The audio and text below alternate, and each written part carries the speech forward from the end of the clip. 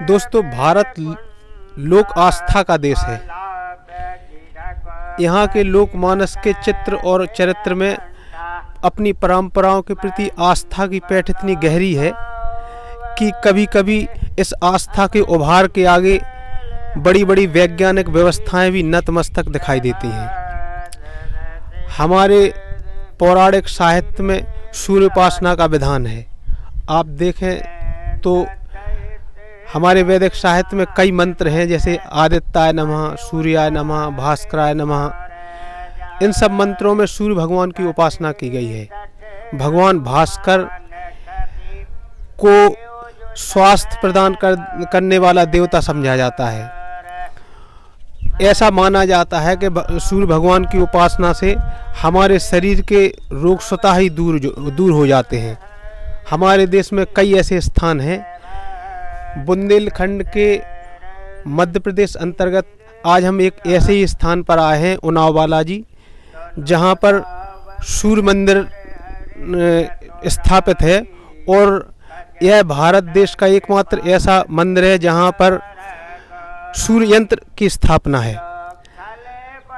यहाँ एक पहुज नदी है और ऐसा माना जाता है कि इस स्थान पर स्नान के बाद यदि सूर्य भगवान को अर्घ जल चढ़ाया जाए तो हमारे शरीर के चर्म रोग दूर हो जाते हैं।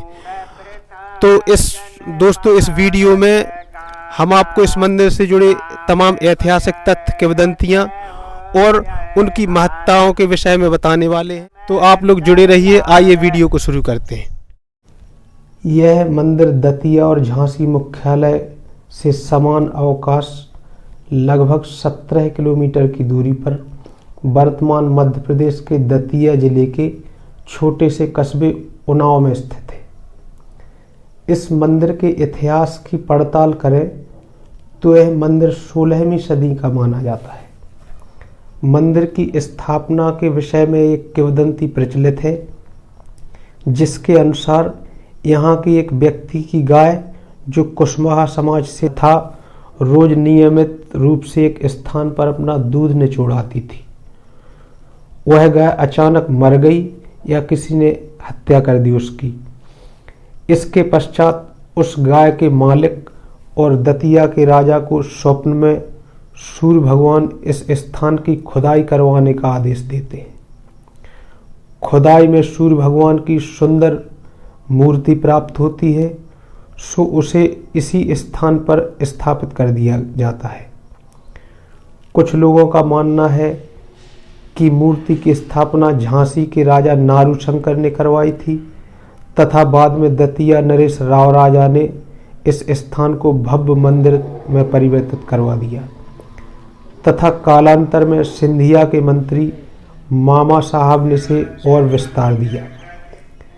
मंदिर में सूर्य देवता की मूर्ति काले ईंटों के समतल पर रखी है और इनका केवल मुख ही दिखाई देता है। साथ में सूर्य यंत्र भी स्थापित है। भारतवर्ष का यह इकलौता मंदिर है जहां सूर्य यंत्र की स्थापना की गई है। मंदिर मूल रूप से सूर्य देवता को ही समर्पित है, लेकिन साथ ही मंदिर में अन्य देवता भी विराजमान है। मंदिर के समीप पहुज नदी बहती है, जिसे पूर्व में पुष्पावती नदी कहा जाता था। ऐसा माना जाता है कि जो व्यक्ति यहाँ स्नान कर सूर्य भगवान को जल चढ़ाता है, उसके चर्म रोग दूर हो जाते हैं। विज्ञान के लिहाज से देखें तो बताते हैं कि यहाँ के जल में गंधक की मात्रा होने के कारण यह चमत्कार होता है। सूर्योदय के समय सूर्य की पहली किरण यहाँ गर्भगृह में स्थित सूर्य भगवान पर ही पड़ती है। यहाँ मंदिर की मुख्य संपदा सोना चांदी न होकर वह घी के कुएं हैं, जो दर्शनार्थियों द्वारा दान किए गए घी से भरे हुए हैं। मंदिर में लगभग 400 साल से दान के शुद्ध घी से ज्योति लगातार जल रही है।